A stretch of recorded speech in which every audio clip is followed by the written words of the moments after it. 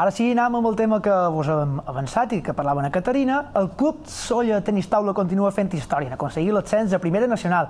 En només 2 anys, l'equip ha aconseguit 2 pujades de categoria i és que té 2 dels millors joves del panorama estatal.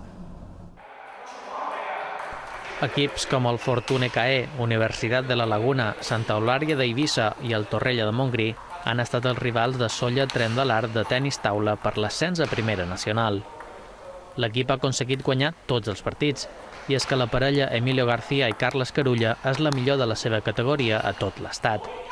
Amb 14 anys, el seu futur sembla que vendrà carregat d'èxits dins aquest esport. Aquests 2 jugadors aquí entrenen molt poc, és a dir, pràcticament entrenen cada dia a un centre de tecnificació que està a Palma i gràcies a això han pujat molt de nivell i s'han col·locat a l'elit estatal.